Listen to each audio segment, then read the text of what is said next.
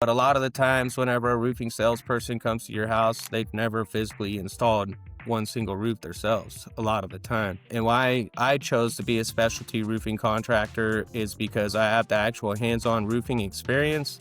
I've been in the industry since I was 14 years old and never even sold a roof until I actually got up onto one.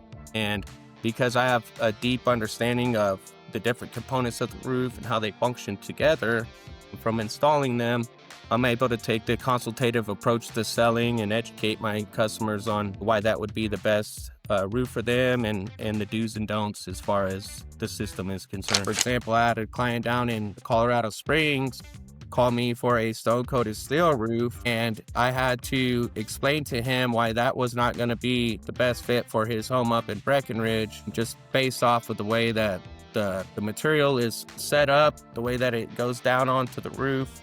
Stone-coated steel's over a batten system. The roof that we sold him's direct deck, and it's just explaining those differences to people and getting them to come around to your point of view. What are the things that you see roofing contractors doing wrong around you before they even show up at the roof? It's real easy in this industry to sound and look like you know what you're doing just by reading off of a script. But, whenever it really gets down into it, you need to be able to properly identify where the roofing issue actually is. Whenever I get up on that roof, I'm going to be able to tell, where the snow and ice is building up, the age of the roof based off the granule loss. I'll be able to tell the difference between bird poop and hail damage. I like wood shakes. If it wasn't a high fire area, I think it's a great roofing system. It lasts a long time. The downsides of it is they do kind of weather and cup and curl over time. It's also another roofing system that can easily break, and then people with allergies, there's usually a lot of dust and pollen buildup on them. But outside of that, wood shakes give a really just kind of classic, authentic, historic look. You could read anything out of a book or watch any kind of YouTube tutorial online and sound like you know what you're talking about, but my guys respect me because they've seen me physically get up on the roof and work with them. What has been your most expensive learning moment? I really learned how important it is to do your due diligence, and if it's not your area of expertise, make sure you call somebody that it is. That ended up being a $45,000 mistake on my part. And there's a lot of crews that claim to be able to know how to do specialty roofing, but really what they're trying to do is they're trying to get that job and keep their guys busy. So even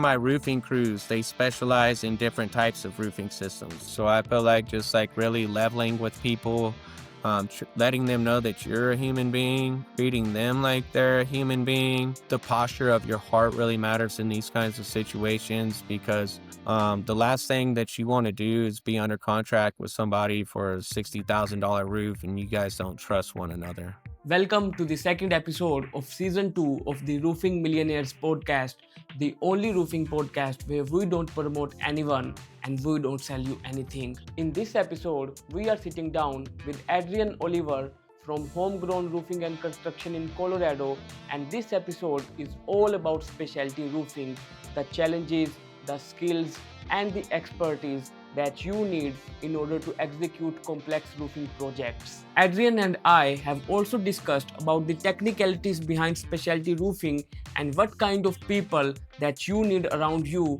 in order to execute those projects. Not only this, we have also discussed how you can make this experience outstanding for the homeowners since they are making such a big investment. Do like and subscribe to our YouTube channel if you want us to bring more roofing experts like this in Season 2. Let's dive in. So let's start with the basics first. What is a specialty roof? A specialty roof is going to be essentially anything outside of asphalt shingles. Asphalt shingles, they're very common. There's a lot of people that know how to put them on, crews that know how to install them. Property, generally anything outside of asphalt shingles. So that's going to be your composites, your different types of metal, whether it be stone-coated steel, copper, standing seam metal roofs is what we really like to do. Synthetic shake and slate is also very popular here in Colorado. Slate would also be considered a specialty roof, but that's not really recommended in Colorado just because we live in an area where there's a lot of ice, there's a lot of hail, and Slate just doesn't stand up to that weather as well. But yeah, specialty roof is going to also cost you a lot more money than your standard asphalt shingle roof. People that are calling for a specialty roof, it's usually on a house that they plan on holding on to for a long time, or they have the money to be able to pay for quality. It's just a whole nother ballpark, and there's a whole lot more craftsmanship involved if it's going to be done properly. Do homeowners know about this term as well, or is it something that roofers have developed so they can categorize the roofs beside asphalt shingles into one single category? I liken it a lot to going to the doctor. They're specialists, just like whenever you go to the doctor. It's the same way in the roofing industry. And I guess, most of the time, whenever people call in and they're looking for a specialty roof, they're looking for a specific type of specialty roof. Like people call into the office and say, like, hey, I want a synthetic shake, like a cedar. I like that they're from Colorado, that they have a fire rated product. Or they call in saying, hey, I want a metal roof or a stone coated roof. I've been thinking about, maybe going to metal, but I don't know what it costs. So they don't call in saying, I want a specialty roof. More often than not, they've chosen a special roof type, and that's usually what they're calling in about, or that they're even aware of. But I liken it to the doctor's office, where you have your main doctor and then you have your specialist. Okay. And what makes you a specialist? Like, is there any certification or it just comes with experience? It's hands-on roofing experience. There's not a whole lot of people in the state of Colorado, or even, I mean, they do it different in other states, but a lot of the times whenever a roofing salesperson comes to your house, they've never physically installed one single roof themselves a lot of the time. And why I chose to be a specialty roofing contractor is because I have the actual hands-on roofing experience. I've been in the industry since I was 14 years old and never even sold a roof until I actually got up onto one. And because I have a deep understanding of the different components of the roof and how they function together from installing them, I'm able to take the consultative approach to selling and educate my customers on why that would be the best roof for them, and the do's and don'ts as far as the system is concerned. Okay, so what I have got from you so far is that specialty roof is different from asphalt shingles and metal roofs, wood shakes, cedar shakes, and tiles. Everything falls into this category, but you need different skill set, different planning, and a little more experience to become an expert of this, right? Most definitely. What I like to say is the devil's in the details whenever it comes to specialty roofs. Specialty roofs cost more than your standard asphalt shingle roof. That's also what makes them specialty, is people are paying more. They're going to a better product. And like I said, the devil's in the details. So to the untrained eye, a specialty roof might look good to somebody, but the fine details are what's really going to matter at the end of the day. How did you decide to become an expert of this? Like, how did you or why did you choose specialty roofs only? And what made you think that this is going to be my expertise? Just to repeat it, the hands-on roofing experience, number one, I kind of had to look at my skill set whenever I was going out to start a business and say, okay, what really differentiates me from the rest? And that's, I've physically installed hundreds of roofs myself, number one. Number two, I started in a time that there wasn't any major hailstorms, is back in Mhm. 2020. It's also a time that there wasn't any really low dollar ways of marketing, like going out promoting yourself. People didn't really want you knocking on their door at that time. We're not that type of company anyways. So that's number two. I started in a time that the hands-on experience, I started in a time that there's no hailstorms. Number three, the roofing industry is very saturated in Colorado. What I say is a lot of storm chasers came and they decided to stay. So that's their whole business model, is it's centered around the insurance storm damage restoration. And it's pretty cookie cutter, out the box, generally the same pitch, generally the same kind of, business model, just different company name attached to it. So I'm just somebody that likes to break the mold. I'm somebody that likes to color outside of the box. I always have been. So I figured I'd just go for the gusto and focus on the high-end residential and the specialty roofs.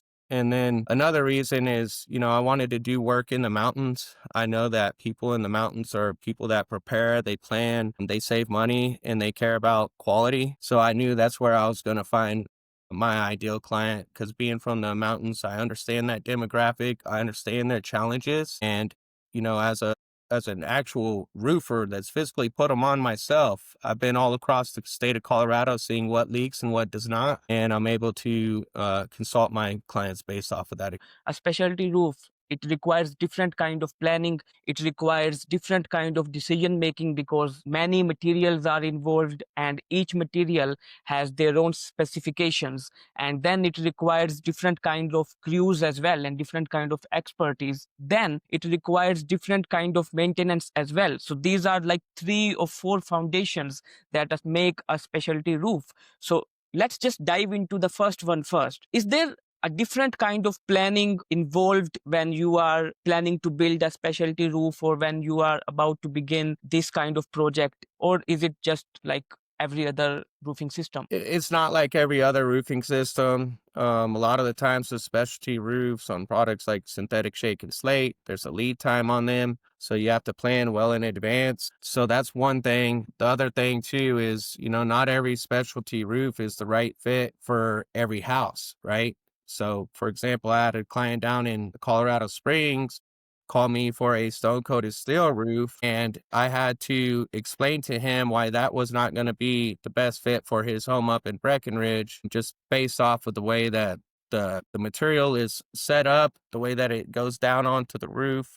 Stone coated steel's over a batten system. The roof that we sold him's direct to deck. And, it's just explaining those differences to people and getting them to come around to your point of view. So logistically, it can be more difficult, and have to be able to explain technical things in a simple way so that people understand, so that they can be convinced that that specialty roof actually is the best roof for them, and they wouldn't just be better off going with an asphalt shingle roof. When you show up at someone's house, 90% of the times you are not the one who built that roof in the first place when the house was being built. So the contractor who made that roof maybe some years back or some decades back, he had a different system, a different mindset, and a different planning. And you mentioned that you have to say no to people. But I can feel is that only some contractors do this. A lot of them, they do not do this and they just want to take the work. So what makes a specialty roof disqualified? And besides like the materials, what are the things a roofing contractor should notice when he first shows up at a specialty roof, no matter if it's metal or tile or whatever? Um, we'll never sell anybody anything that they don't need. If somebody's better off going with an asphalt shingle roof, I'm going to tell them they're better off going with an asphalt shingle roof. And part of my qualification process up front is saying, are you sure you want a metal roof? It costs 2.5 to 3 times as much as an asphalt shingle roof. And it's kind of like a qualifying question. Something else too is, especially in Colorado, is fireproofing. Like everybody's concerned with fireproofing their house. And, I have to educate people that above 6,500 feet, anywhere you're above 6,500 feet in elevation, it has to be a Class A assembly or else it's not going to pass inspection. So that doesn't necessarily mean that a metal roof is going to be better for you than a asphalt shingle roof, because those are Class A assemblies as well. There's different things such as snow load that are a determining factor as well. And with a lot of specialty roofing systems, you're not only going to have to pay for the upgraded roofing costs, but you're also going to have to pay for snow retention. So it's just looking at all those various factors. Another issue that we have here in Colorado is ice damming.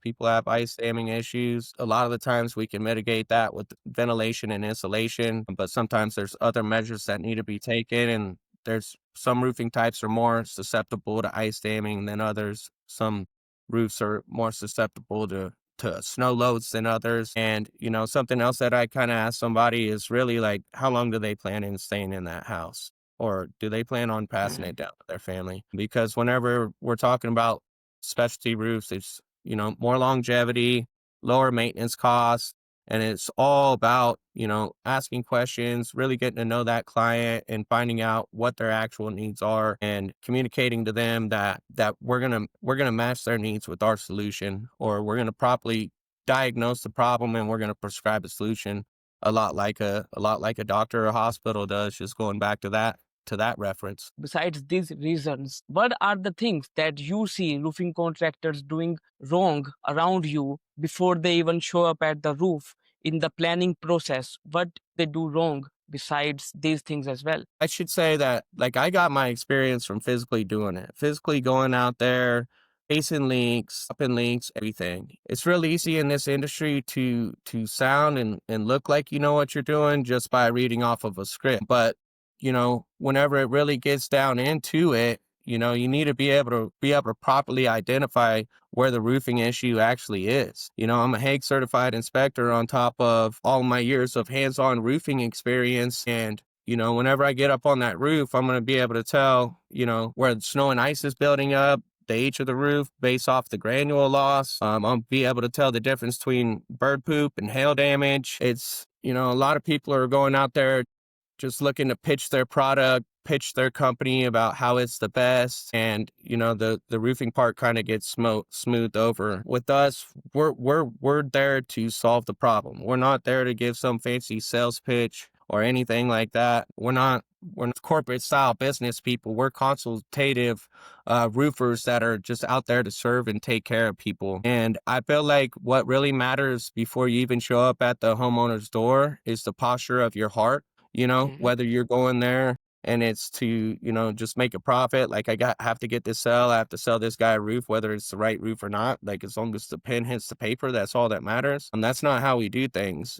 Our heart is postured in a way of, we're there to serve these people. We're there to actually solve their problems and sell them the roof that they actually need, and not just do whatever we can to get the pen to the paper. If you do not have the right knowledge and the right mindset and the right heart set, I would say, in the first place, you wouldn't make it. Speaking of that, you just mentioned that there are issues of snow load and fire in states like Colorado, and I'm sure these are the issues with other states as well. And by snow load, I think you mean that roofs or the materials are heavy. Some materials weigh more and some materials weigh less. So the roofing contractors should be able to decide or make precise judgment that which material should go where. So how can someone decide about materials when they have been on the house, they have been on the roof, and now they have to propose something to the homeowner? Yeah, most definitely.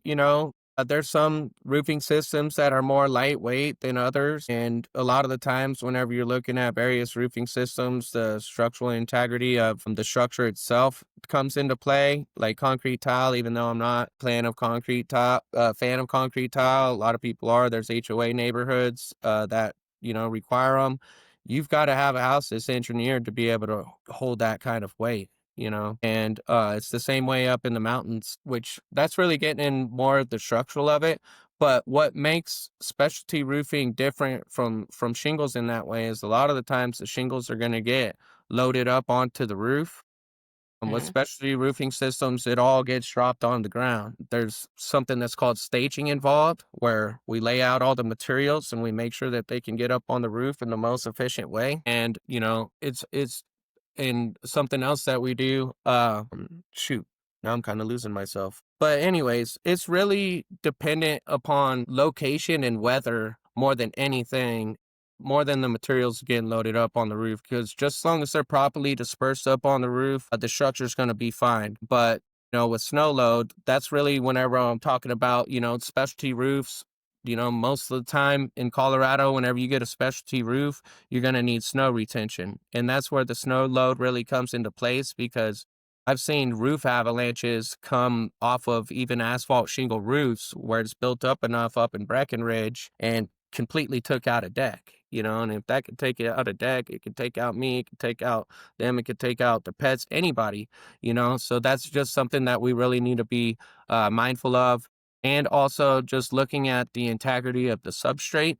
And the substrate would be the plywood that sits on top of the rafters, or sometimes, you have roofing systems that go over the top of purlins. So we're just going to want to make sure that, whatever engineered, that there's a solid substrate underneath, and that we're not going over the top of bad plywood or anything like that. That's why we also tear all the way down to the deck. And, just the structural integrity, if it's going over the top of purlins or an open roofing system, that it's going to have the engineered profile to be able to support that. And that we also have the proper snow retention in place so that, there's not any kind of damages that come afterwards.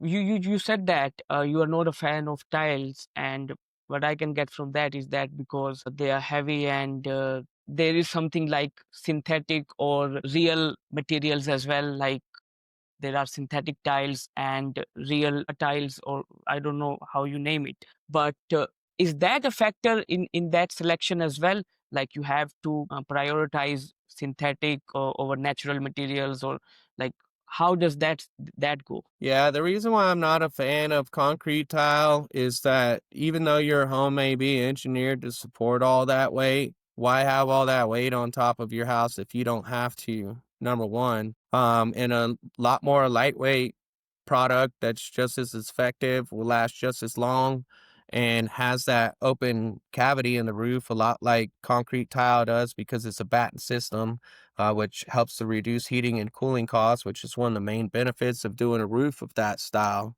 Mm. You could go from a concrete tile to a stone coated steel. They're around the same price point. It's a lot more lightweight. Me as a roofer, in my experience, it's a lot easier to go in and make repairs on a stone coated steel roof, and they're actually a lot more permanent repairs than a concrete tile roof because there's not a whole lot that you can do whenever you're sliding that last tile in there when you're doing a tile repair, except for use some concrete adhesive to where it stays in place. But with the stone coated steel, you can go in there and switch out a panel, and it's a permanent repair, and it's going to be sound for the life of that roofing system. So it's a lot more easy to effectively repair them. And the other reason why I don't like concrete tile is that we deal with a lot of temperature fluctuation here in Colorado. We have pretty rapid freeze thaw cycles, and concrete in all its form is slightly porous, So whenever you have that freeze thaw, eventually over time it's going to break down the integrity of that concrete tile, and that's whenever people go walking concrete tiles roofs all wrong and snapping them all over the place. And that's the other thing too, is a lot of the times with concrete tile, you're damaging, a handful of tiles just to go and replace a handful of tiles. In some cases, it's not always that case, but sometimes the concrete's broken down enough to where, if you barely move your foot the wrong direction, that thing's going to bust and snap and break. And then you have water coming directly into your roofing system where, a stone coated steel panel, it might collapse, it might pond water there for a while. Mm. But because it has the interlocking panels, it's less likely that it's going to actually make it underneath the system and leak. You have given me reasons that why you shouldn't install concrete tiles. Is there any moment or any experience where you told the exact same information to a homeowner, but they still wanted to install this material? Yeah, but it wasn't like a full roof replacement. If it was a full roof replacement, I think that, that the client would have went with my recommendation and went ahead and switched out to the stone coated steel. I mean, there's some roofing systems just in all my years of roofing that I won't even like hardly touch. I mean, maybe a concrete tile in town, like in Parker or Highlands Ranch, HOA community, I might be willing to do something like that. But, it's just kind of in the categories of roofing systems that I'd rather just stay away from. And are there any reasons where you feel that if you can give me three reasons that someone should have concrete tiles on their roof? It's just the HOA more than anything. Uh, There's a lot of covenant communities.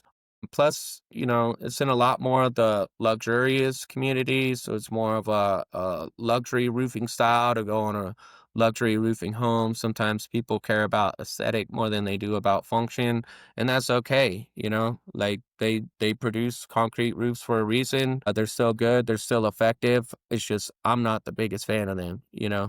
But there is a lot of areas where you need to have them, and they do last a long time whenever, it's the right kind of tile in their installed property. The other thing too about concrete tile roofs is, as they age, a lot of these concrete tile companies, they get bought out. So the material gets discontinued. But one of the benefits of having an older concrete tile roof is that if you have a major hailstorm in that area and it's hit by hail and that product's discontinued, and there's not a boneyard around where you could go and find enough to be able to replace them, then the Mhm. insurance by law has to pay to replace that roof just because the product is discontinued and you would not be able to properly repair it. What are the things that someone or a roofing contractor should notice before recommending metal to someone, or metal sheets or metal roof? Or what are the reasons someone should recommend a wood shake or a cedar roof to someone? I like wood shakes. Like if it wasn't a high fire area, I think it's a great roofing system. It lasts a long time. The downsides of it is they do kind of weather and cup and curl over time. It's also another roofing system that can easily break. And then people with allergies, there's usually a lot of dust and pollen buildup on them. But outside of that, wood shakes give a really just kind of classic, authentic, historic look. So there's a lot of areas that still have wood shakes for that reason. Even the barn up on the conifer evergreen border has actual wood shakes on it, not synthetic shake or slate. I was kind of surprised, but they're still even putting them on out here in Colorado. But wood shakes are not ideal in high fire areas. Mhm. The insurance is starting to drop people like crazy in the mountains where I'm from. And that's why we're moving people out of the wood shakes into the synthetics. Wood shakes are actually just sunscreen. What's the actual waterproofing component is the underlayment underneath. And Mhm. so if you want that classic look, wood shakes, and it's usually more inexpensive than your synthetic. But synthetics, I'm a really big fan of synthetics. You're starting to see more of them into Colorado. They've been being installed up in Vail, Colorado, which is covered in snow 6 months out of the year for years, and they've performed well and they've retained their color. And I'm just a really big fan of the product just because both the synthetics and the shake, one of the benefits is the headlap is you actually have one shingle that goes over the top of the other one, to Yes. where even Yes. if this shingle up here was damaged, it's just going to run down here onto this shingle. So that's why I like those, is that headlap, even though that wood shake might break, it's still going to go on the shingle underneath, the underlayment under. Same way with a synthetic product. The product that we prefer to use is Da Vinci Roofscapes. Mhm. We just believe that they use better quality products in their manufacturing process, and you can even feel it by the look and the feel of the shingle. If you pick one up and you bend back and forth on it, there's a lot of them that are going to break.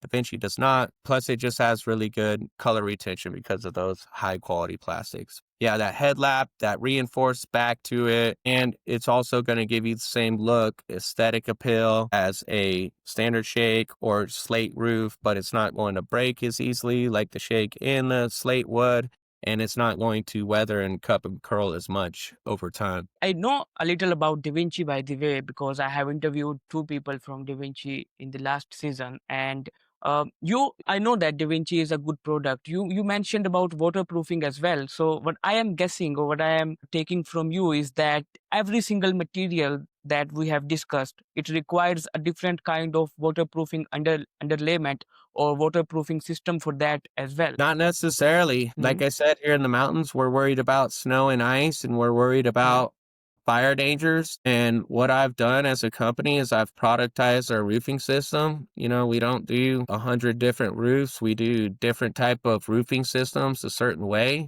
And that's because that's the best way we believe to be able to do it, to Hmm. be able to be watertight and people get the most bang for their buck. And other people do it differently, but we do it pretty much the same way underneath the roofing system with every roof. And that's going to be with 100% Class A fire rated, and that's under metal because there's Class A fire rated under shingles, and then there's Class A fire rated under metal, and the Jefferson County inspectors will make sure that you know that. But anyways, I figure with a specialty roof, the underlayment's actually a major waterproofing component in the system. I mean, the things that you see on the surface do help to waterproof the roof as well. But Hmm. a lot of the times it's UV protection and sunscreen, and the underlayment is the actual waterproofing component that gets put over the top of the substrate. And with our specialty roofs, all of our specialty roofs come with 100% Class A fire rated ice and water shield under metal.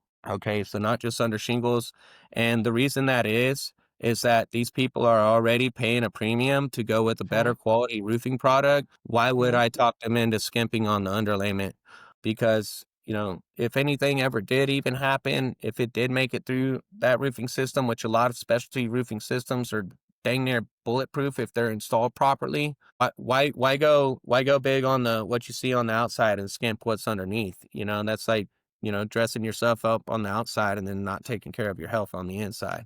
Just doesn't really make sense. So all of our specialty roofs come with that 100% Class A fire rated ice and water shield. Speaking of the installation problems and the price that the homeowners pay, we're going to come back to the price later on. But for the installation part, I know you, and I know that you are up on the roofs as well. When you do an installation, you are there, you are looking after everything. But I want to know that the knowledge that you have, obviously you can transfer it to the other people as well who are actually installing this roof, or the laborers, we can say, who is actually doing the work. Do you feel that they have all this knowledge as well in order to do the best work? Because the homeowner is definitely paying more, and if the person who is actually doing the work, I'm not talking about you because you are there most of the times, but about other companies as well, their owners do not have time, or maybe they are doing more volume.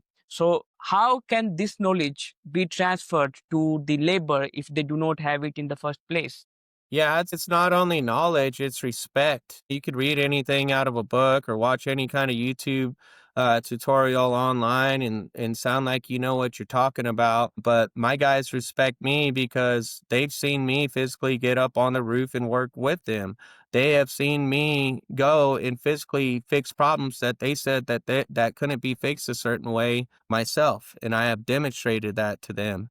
And that's what I say separates our company from the rest, is because there's not a whole lot of people that even have the hands-on experience to be able to fine-tune their crews the way that I have. And because they can see that I'm an actual roofer and it's not just some YouTube tutorial or something like that, and I'll even grab the hand tools and get up there and show them how to do it. After they see that, they kind of know that they can't pull the wool over my eyes, and that I'm going to know exactly what's going on there. And there's a lot of the times the crew will even try to tell you something's the best way that it's not, just because there's the roofer, and somebody that's unexperienced and really doesn't know, they're going to take their word for it. I don't. I've done this stuff myself. I've been able to fine tune them. Even if you do recommunicate it to your guys, because a lot of us are dealing with sub crews, a lot of them don't respect that person that's out there at the job site enough to actually do what they say that they're going to do. But, it carries a lot of weight with me being the one that writes their paycheck, number one. And number two, that I'm an actual roofer and I got hands-on experience, and I've physically gotten up there with my guys and showed them how I wanted it to be done. That's really what sets us apart, and the quality of the crew that the roofing business has and how long they've been working with them and what kind of relationship with them makes a huge difference to you. So it's not just the knowledge, it's the respect and them just knowing that you know what you're talking about. Let's just say someone wants to dedicate or to niche down into specialty roofs, and they are doing all kind of works, but now they, just as you said, that you are not doing 100 types of roofing systems, you are just focusing on the specifics. So besides the hands-on experience, what are the things that a roofing company owner should look for when they are trying to focus in one direction? I would say really get knowledgeable on the technical side of things. There's installation manuals. You don't necessarily need to physically be on site doing it to learn a lot of it, just as long as, you have enough understanding to be able to put one and two together. But sometimes that can be difficult whenever you haven't really been there physically doing it yourself. It's a little bit different whenever the rubber meets the road. But what I would recommend is getting with somebody that does know what they're Mhm. doing as far as specialty roofs. Mhm. They always say the quickest way to success, find somebody that's doing what you're doing and pretty much mirror what they're doing until you figure out your own way of doing it. So really that would be my best recommendation, more so than the technical manuals or any of that, because that kind of goes back to what I was talking about before, where you could go watch YouTube. tutorial and sound like you know what you're talking about but it really comes down to it. Because for if it was a specialty roofing contractor in the mountains, there's so much Mhm. strange construction up there. I always say, you know, the number one contractors are DIY and who done it. And, you know, as far as a specialty roof, you might know how to do 90% of it, but if you run Mhm. into a situation, that's where that like a special situation that, you know, you need to flash something in a certain way, or Mhm. just determining where the water's flowing or where the weak point is on that roof. You know, that's where the years and years of experience really start to come into play. And they're not going to have anything like that in a manual for you. And even if they do, you're going to have to wonder if that's the right thing or not if you haven't crossed that road before. So I've crossed that road before. I've crossed that road 100 times, and I'm not done learning yet. I learn something new every day, still run into something all the time that requires problem solving. But just my years of experience is what gives me the confidence to be able to do it and to make sure that it's going to be done properly, and so that I can actually sleep at night, because a mistake on a metal roof could cost you tens of thousands of dollars, and that's why a lot of people stay away from it. And that's Mhm. what else I would say too, is make sure that you're fully knowledgeable, fully confident, you have the right support system before jumping into a realm that you don't know, because I've paid the price for that, but just in a different way. You know, so I just, you know, just like anybody might have been thinking about getting into my side of the industry, I'd Mhm. kind of teach them from my own experience about stick to what you know, double down on that, and, you know, just do it the best that you possibly can. I agree with you. And you know what? I feel that special roofs have special problems as well. And one thing that you said is really clicked in my mind, that you have to prepare your crew and you have to allow them to make mistakes, but communicate those mistakes with you or someone who is expert in the team, so they can jump in and they can look into it as well. The homeowners, Adrian, are paying premium for these specialty roofs, and obviously when they are paying this much amount, they have paid the company, but they do not know what is going on in the back end of the company. How is the communication going on in the back end of the company between the owner or the project manager and the crew or the subcontractor? So a lot of times, when, just as you said, that you might have a special problem occur, like even after so many years of experience. So I feel that if something like that appears, you should be able to have such kind of communication with your crew, that they show up and they tell you that this is something that has occurred and we do not know the solution for this, so let's just figure this out. And I think in order to achieve that, you need a special kind of communication as well. So what is the thing, or how do you prepare your crew before doing a massive project, so that whenever they face an issue, they know that we do not have to experiment anything, and we just have to discuss. Yeah, so I do a pre-site visit with the crew, Mhm. especially with like metal roofs and everything. We have to go out there and do the cut list anyways, and that's where like we say how many of what size panels we need, and all the different flashings. It's a lot more involved than an asphalt shingle roof. So what we do is kind of like a pre-job site meeting, and Mhm. just go over the problem areas, go over the unique challenges that go with this roofing project. And, you know, something else too is like I don't do 100 different kinds of roofs. I don't use 100 different crews. I use the same crews over and over and over again. And through that, we've established a lot of rapport. We've established a lot of trust, and they know to look out for me, and I know to look out for them.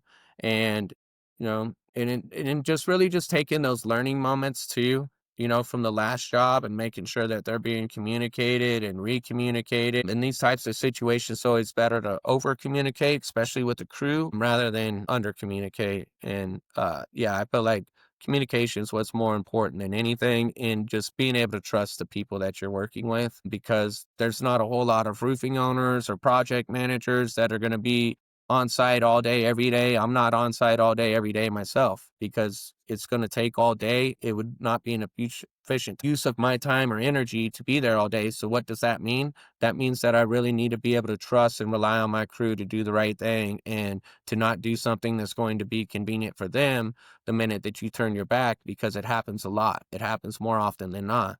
And a lot of that just came with, you know, working with my guys over time, earning their respect, and also just, you know, always just doing learning moments, not making a huge issue out of things, but always just taking any kind of problem set there was and turning them into lessons. And speaking of lessons and earning trust and learning moments, you can correct me if I am wrong here. I believe that some learning moments are expensive and we have to pay the price in order to learn that lesson so that we do not repeat that in the future. What has been your most expensive learning moment and what did you learn out of that? Most definitely, the cost of tuition at the School of Hard Knocks is not cheap. I'll tell you that much. And I've definitely had to pay my tuition, but I would say the most expensive one that sticks with me the most was in the beginning stages of my business, and it was during COVID time where lumber was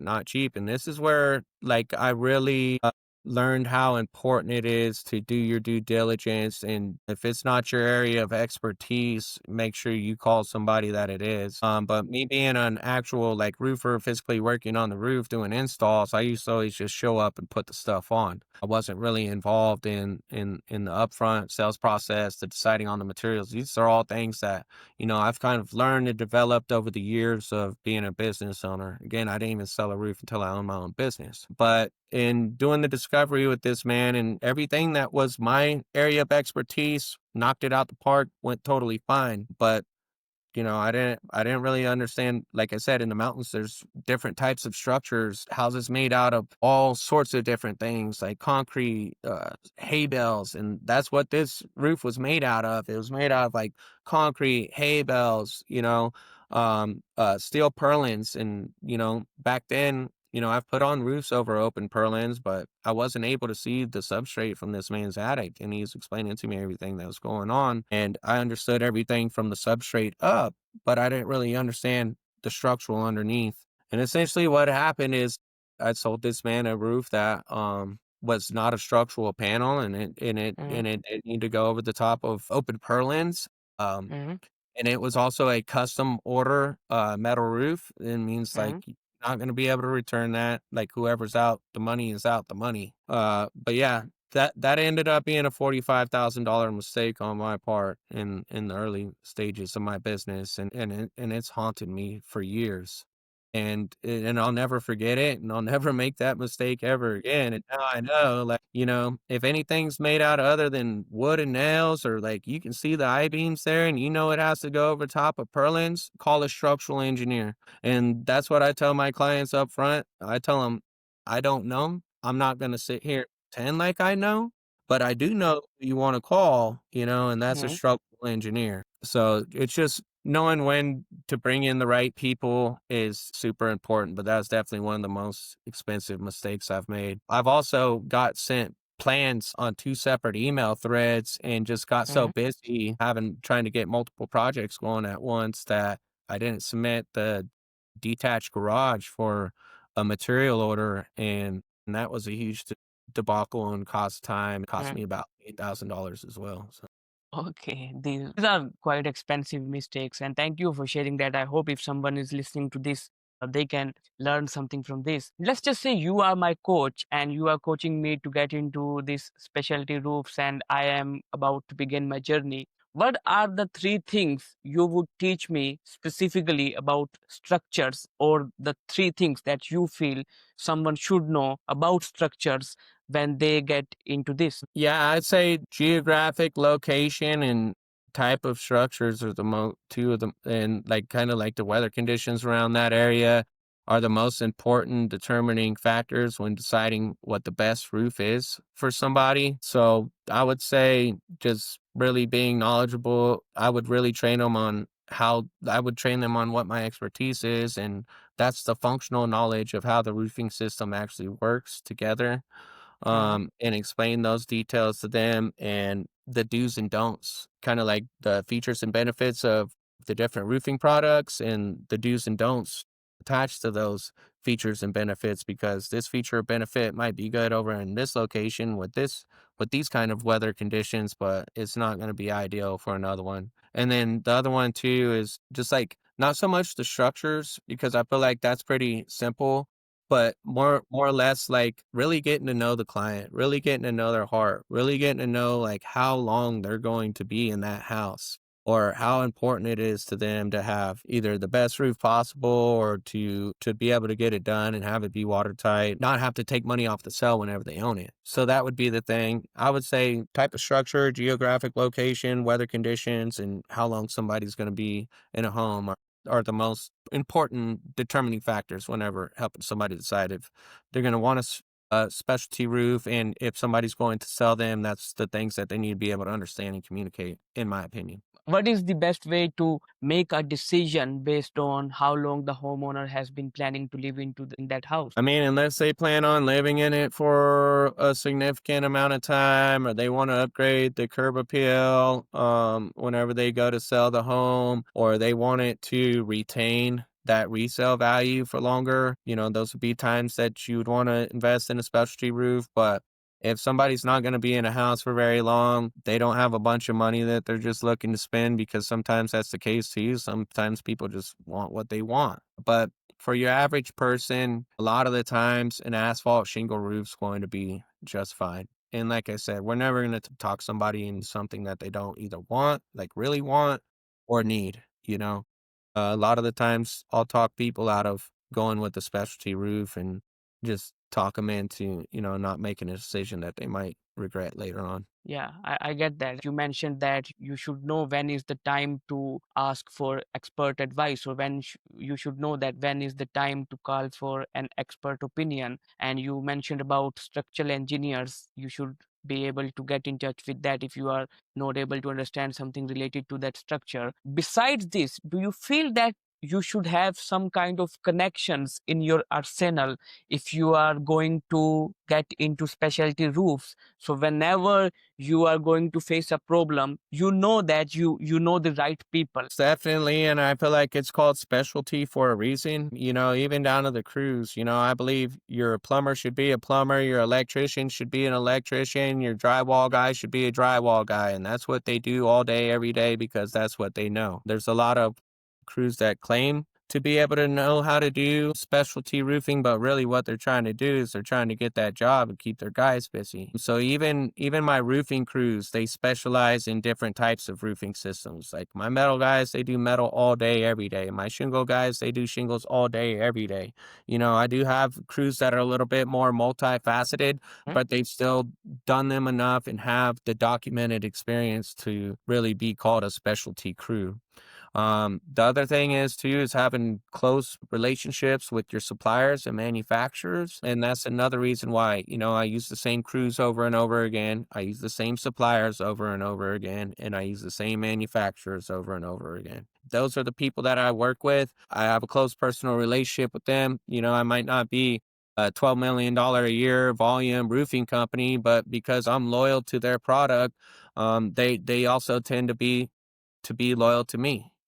So it's just having those close personal relationships. And there's also things like whenever there's delays or product availability, having those close relationships, people that you work with over and over again for a long time, you're able to pull strings a little bit more easily. It's not always possible, but it's more possible than if you're just going with whoever has the cheapest material, going with whoever crew's going to install it for the least, and it's pretty much hiring any guy that you can off the streets and tossing him a collared shirt and a stack of cards and calling him a project manager. It really, whenever you start getting into the realm of specialty, you really want to be working with people that's what they do, and they know what they're talking about.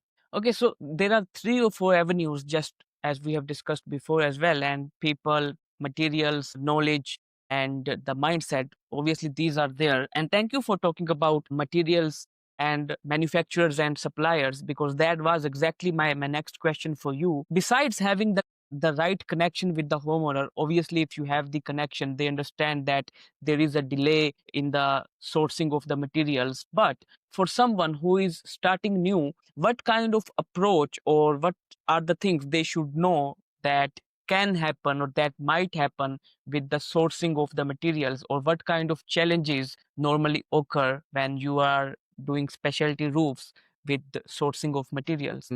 Back in 2023, we had that major hailstorm, and because of COVID, everybody was downsizing, and there wasn't any major hailstorms in our state 3 years prior to that.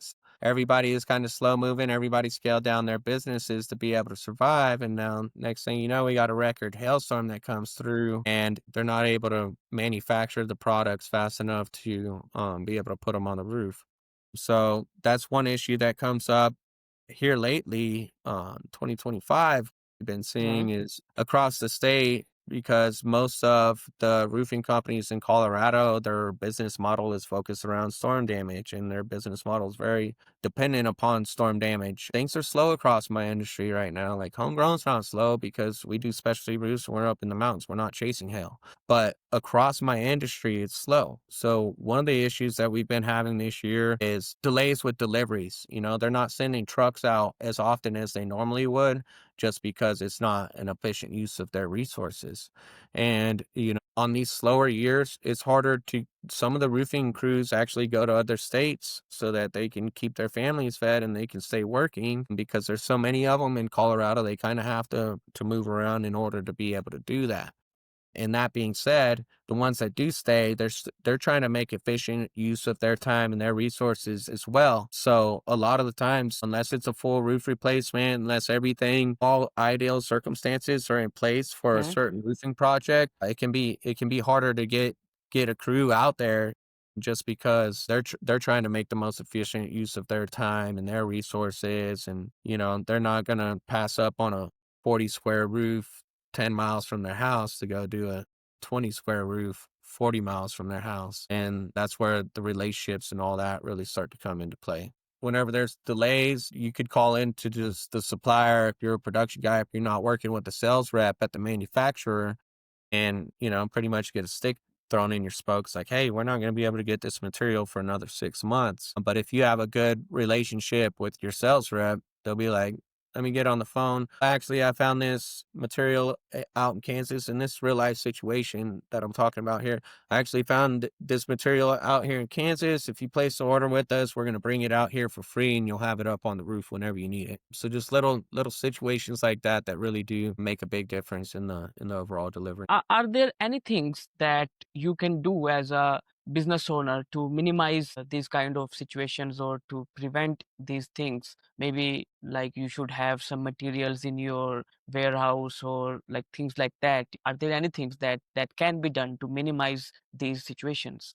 I mean, if you got a big enough roofing company that you can store materials, I think that you're doing pretty well. And I don't know if you need advice from me, but what I would do is just being really proactive and just being knowledgeable about what's going on with different roofing products. I mean, maybe even before you go out to somebody's house, like give a call on the supplier, be like, hey, lead time on this used to be 2 weeks. What is it now?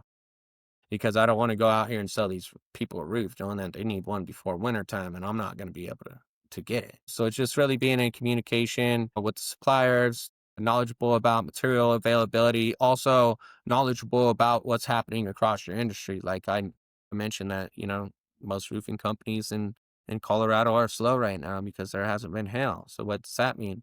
It means, yeah, the products might be available, but it might take some time to get them. So it's like finding out what those lead times are. Also, too, I'm a big fan of like the training classes. Mhm.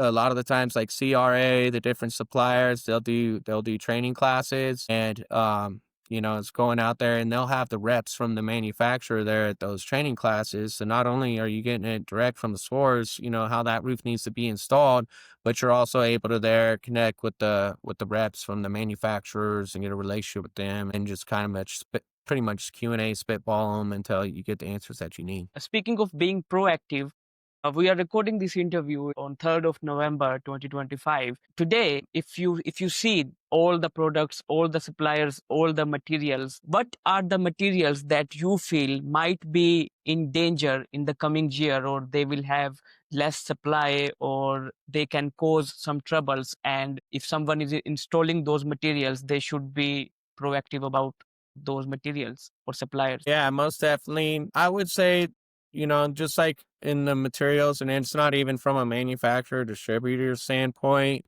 And it's more so of like what's good and what ain't. And shake shingle roofs, they're really starting to get, pretty much just cut out of the Colorado roofing space, just based off of the fire danger. And another roofing system that I'm not a fan of in Colorado is the exposed fastener metal roofs. But I feel like most of like from an actual manufacturer distributor standpoint, I feel like a lot of the roofing products are around to stay. There is some older products that came out, like organic shingles. Those are the shingles. If you got those on your house, they're cupping and curling.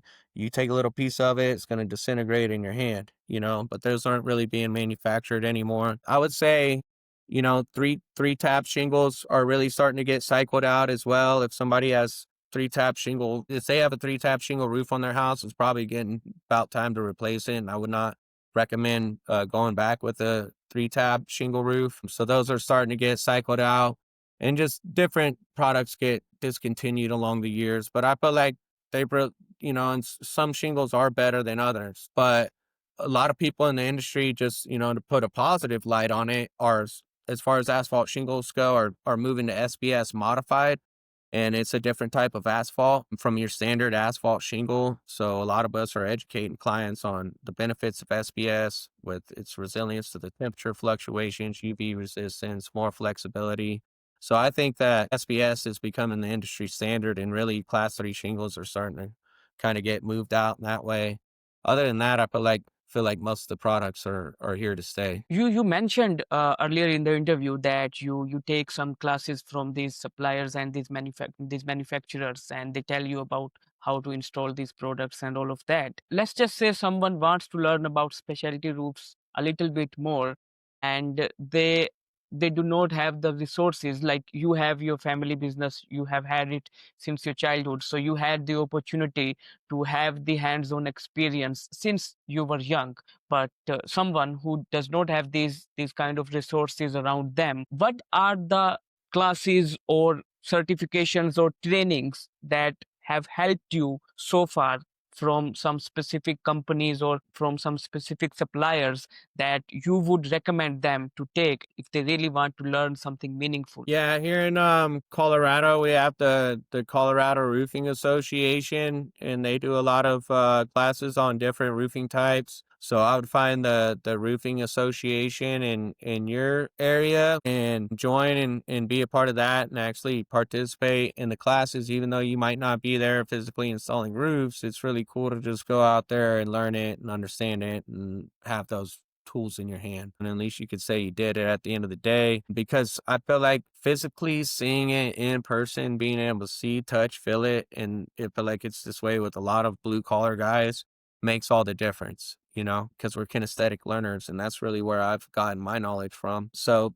I mean, even if it was just like ordering a little bit of material, watching a YouTube tutorial and attempting it on your own, maybe if you don't have those resources in your area, you could build a single pitch little roofing structure, a lot like Mhm. they do at the home and garden shows, and look at some instructions and try doing it yourself. Buying the materials and building that structure is going to be a lot less expensive than making a $40,000 mistake. I can promise you that, or even an $8,000 one, more than likely. So that's just really what's helped me. That's what I'm able to recommunicate: the associations, the classes, the hands-on experience, and then also, you're going to get a lot of I'll just go ahead and say it, haters online, but you can join certain groups, roofing groups. And a lot of the times, if you have any kind of questions, or if you want coach something on, there's a lot of the times there's usually somebody there that's willing to help you, or at least, be a sounding board for free. And I would just really do my research, really find out who does and who does not know what they're talking about, and try to get on the horn with that person.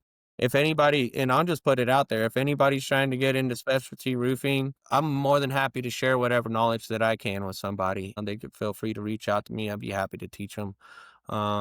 Just find somebody like me or somebody else. If you got a question, it's good to have that person to be able pick up the phone and call. And for me too, it's been able to call my dad, in certain situations because my dad's been roofing as long as I've been alive.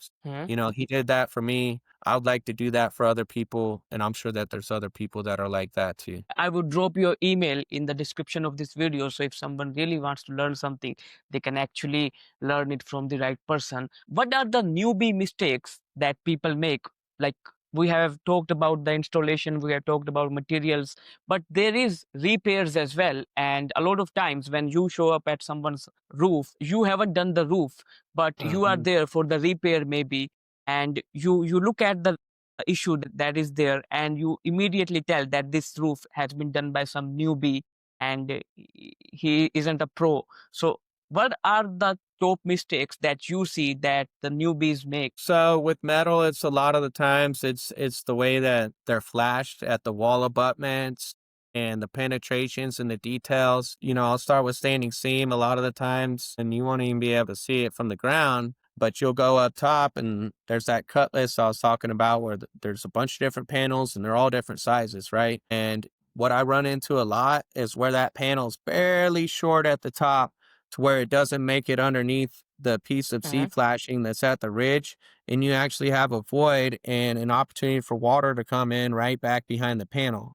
And a lot of times too, I've seen people use screws without gaskets Mhm. on the outside of the metal. So they'll use the Mhm. pancake screws, the same pancake screws that we use to attach the clips and the metal underneath the system, and they'll use it on the exterior of the system rather than using gasketed metal roofing screws or stitch screws to be able to put on pipe boots, or most of the time what you're supposed to be using on the exterior of a standing seam metal roof is pop rivets, and that's usually the only penetration that goes to the roof. But I'll see people use screws without gaskets, pop rivets.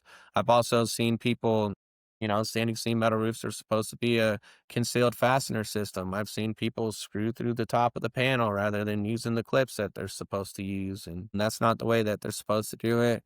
And one other thing too is we are only one of the only roofing companies in the state of Colorado that actually uses the clips that you're supposed to be using, and that's two-part butterfly clip systems. Okay, and my guys get aggravated with me because they have to put them together, and my supplier has to go and pick them up special for me. But they're clips that actually move and slide because lumber expands and contracts at a different rate from metal. That's why I'm not a fan of exposed fastener metal roofing systems, because metal moves at a different rate than lumber of expansion and contraction, and it backs those fasteners out. And in the same way, your house is going to be moving at a different rate than that metal. That sliding clip allows it to have a little bit of play in there as the roof expands and contracts, just to be able to work more efficiently with the expansion and contractions. You're not going to have as many issues later on down the road. So that the short panels, the exposed fasteners with no grommets, the slider clips is something that we do different from the rest. A lot of the times too,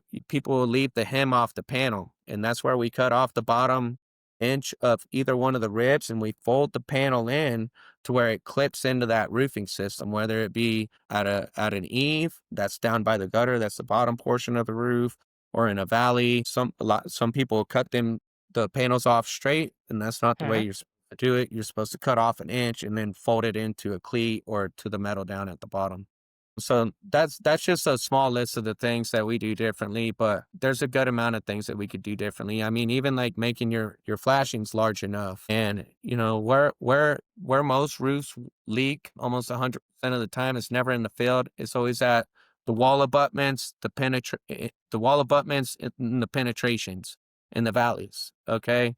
And those are the parts that people mess up the most. And that's where just that attention to detail really comes into play. Okay, and I love that you know that what are the parts that leak the most, and I think so that knowledge is coming from the fact that you have restricted yourself to a few numbers of roofing system. Because if you are doing 100 different types of roofs, you will never know, or you will never be a master of one, and you will never know what are the typical or common types of leaks or repairs that arise on a specific type of roof, because you are doing many of them. And that is why I want to ask you, how can you identify the root cause of a leak or when you show up for a repair, because a lot of the times homeowners are paying premium for this roof, just as you said. And when a leak arises, let's just say 6 months down the road, it means that something has messed up or something needs to be fixed. But if you just fix the surface level stuff, I think that the root cause will be there.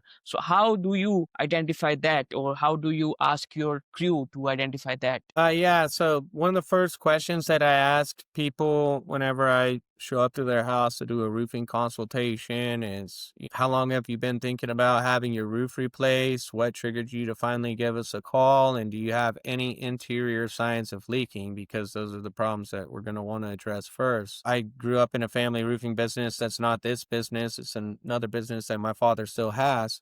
But I ran the service and repairs department with another guy for a year and a half, and like I said, went all over the state of Colorado chasing leaks. And what we like to say is water rolls downhill, takes the path of least resistant.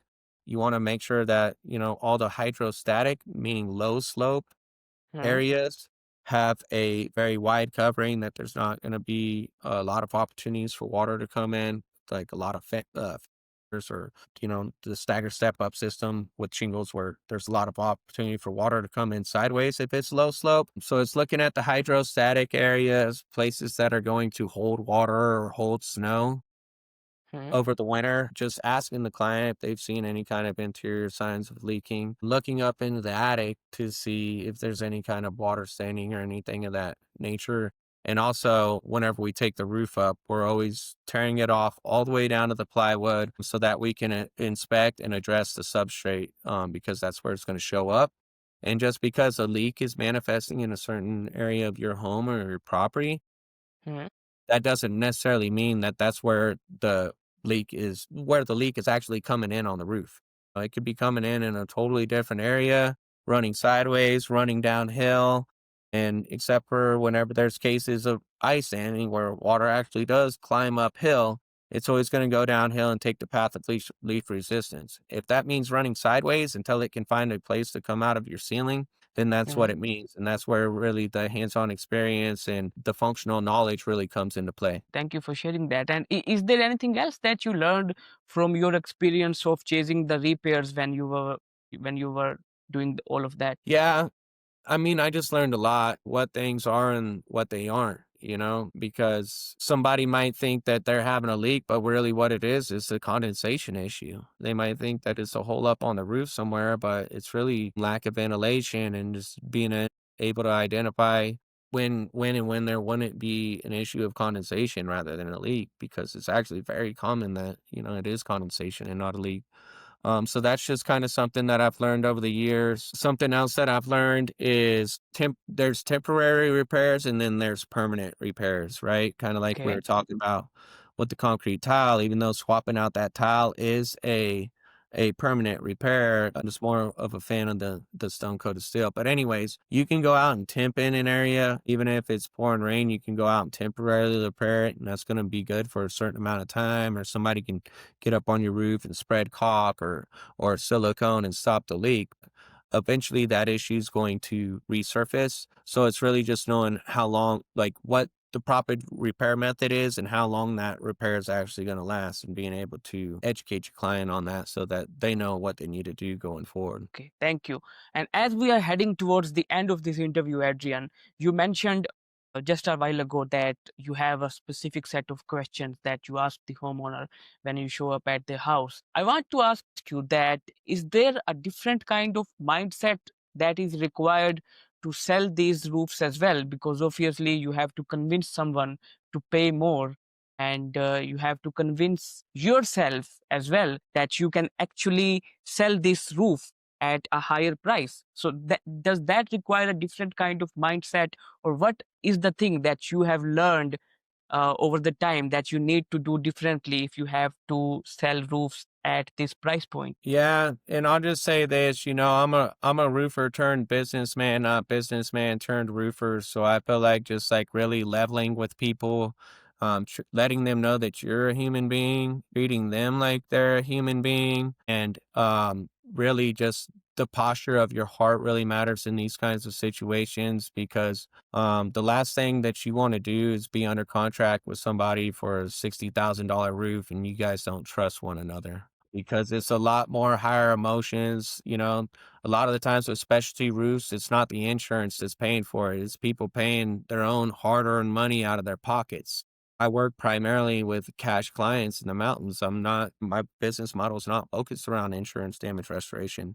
So helping them to navigate the insurance process and understand that and making sure that they get the money that they're supposed to get from the insurance is totally different from, I know you've been planning on this for a while. You've got all these ideas in your head about how this roofing project is supposed to go or how you think it should go. And they really want to be confident that you're going to do a good job, that you're not some kind of fly by night, that you're not going to take their money and run. I joke with people and say, like, hey, when I see you at the grocery store, I want to be like this and not like this, just because I want to do good by people. And with specialty, I feel like your portfolio matters a lot too, right? Because you can say you can do something, but where's the actual physical proof of it? And I feel like our portfolio helps a lot in helping our customers have that peace of mind whenever deciding to work for us. But really, it's just putting people before profits. Actually make sure that you're consulting them based off of their needs and not just your wants.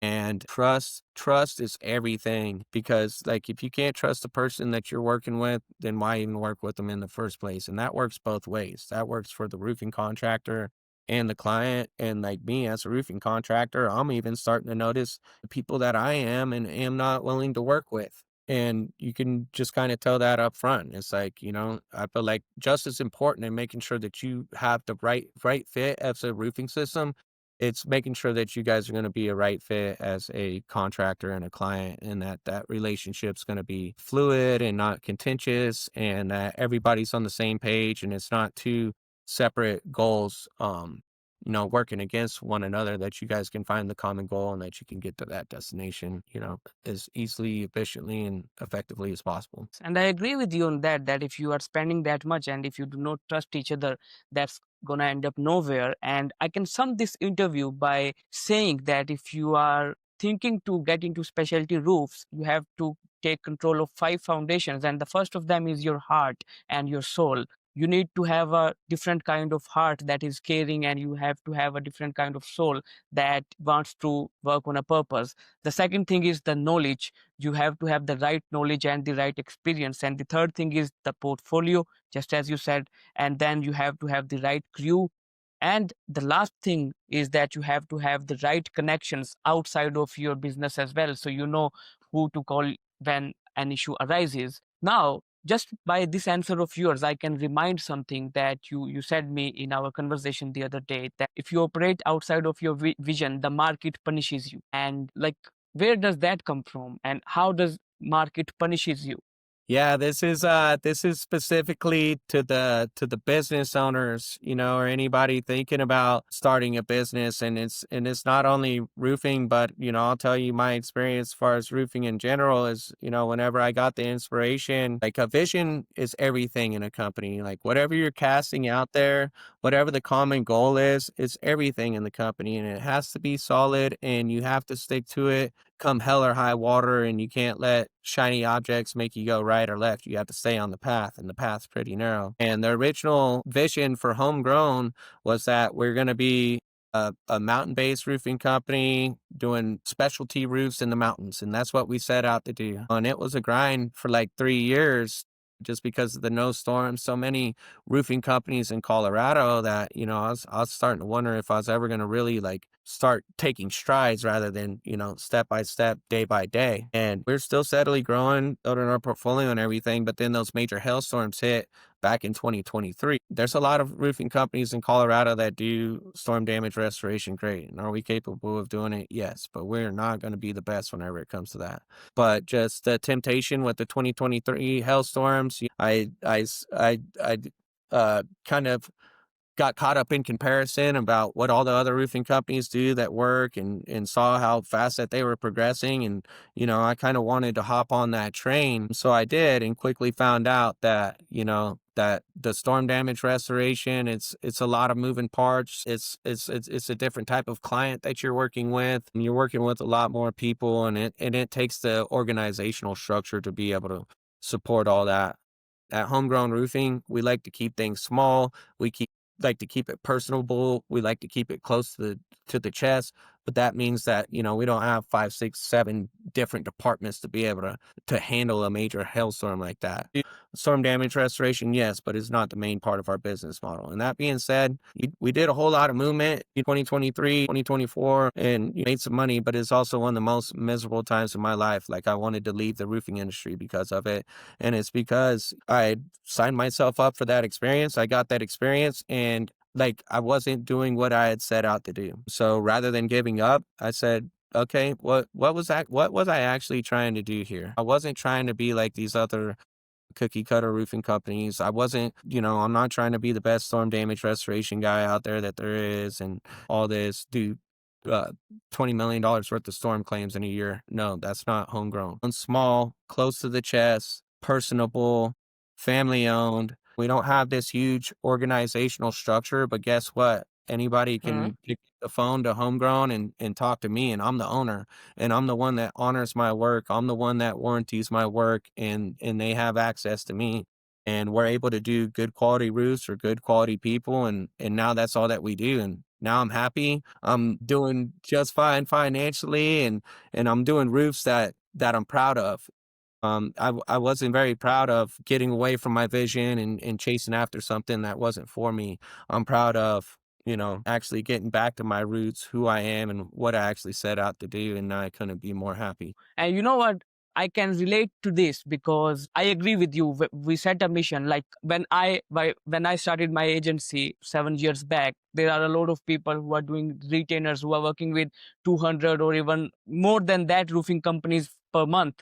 And they have active subscriptions. They are doing a lot of flashy stuff. And there came a moment where I kind of deprived, or I just blurred my vision as well, and I started following that path. But soon enough I realized that this isn't my way. And even if I am small, even if I am working with a few number of roofing contractors, but I am happy, I am content, and I feel that I am fulfilling a purpose. Instead of chasing 100 roofing contractors, having a car, having the flashy lifestyle on social media, posting every single thing, that isn't my way. They are doing that, that is good.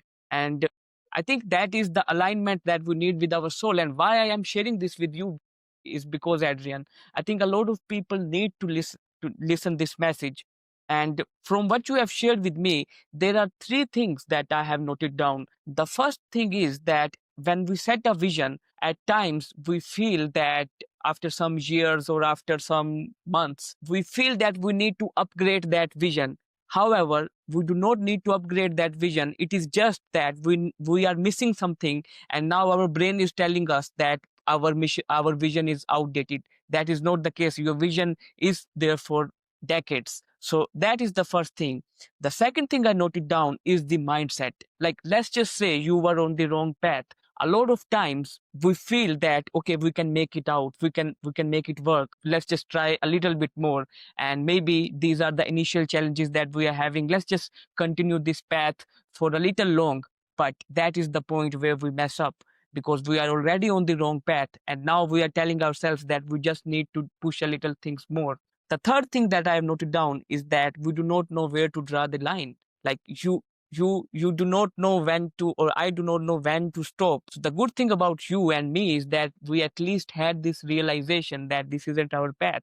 So the question I have is, how did you realize that this is where you need to draw the line, and this is where you need to stop, and this is your vision and you just have to stick to that? Yeah, I mean, it really just, what I've learned is it really goes back to your core values. You really just have to solidify your core values rather than upgrading them, solidify them. And that's what it did for me. That's what messing that up is, it kind of, you kind of learn what things are and what they aren't, like the do's and they don't. And I was working in my company, and I thought that, I wanted something else, right? And then I found out Mm-hmm. all the things about that I really didn't want and I really didn't like, and it reminded me of all the things that I really wanted and that I really like with my company the way it is now. And that's simplicity, quality, family.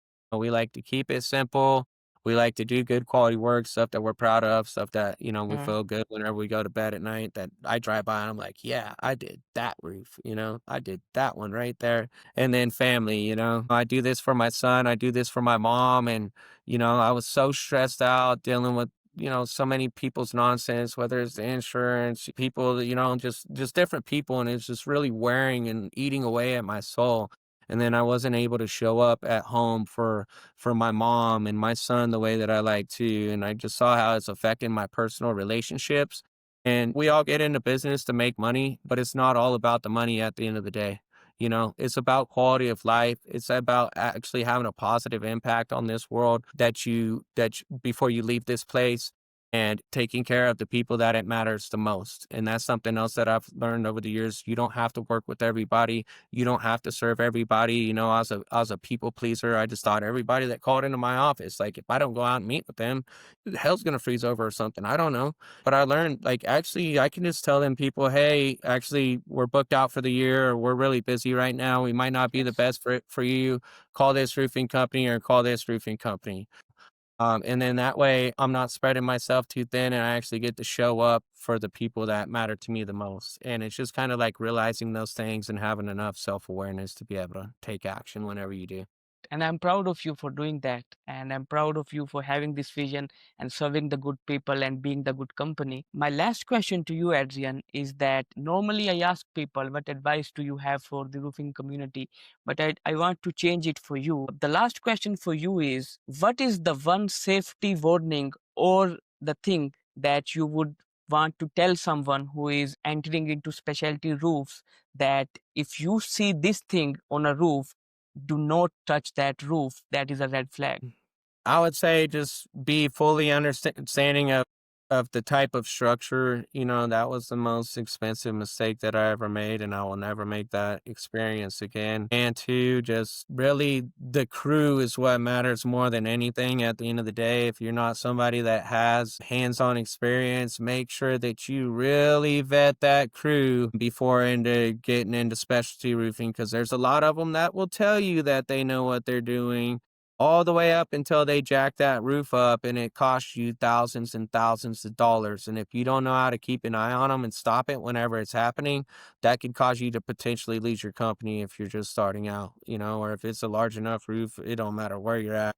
It's going to put a hurting on you, and you just don't even want to get into that type of situation. So just what I've learned is better not, if you don't want to be in those types of situations, don't sign yourself up for them. And if you are going to sign yourself up for them, make sure you know what you're getting yourself into, and that you know who you're getting into it with. Because those are mistakes that I've made along the way, and just ones that I'd like to help you to avoid. And that's why I build my whole branding of my company around those things. It's actually mistakes that I've made and went and corrected, and now that's what we do different from everybody else. Thank you so much for your time.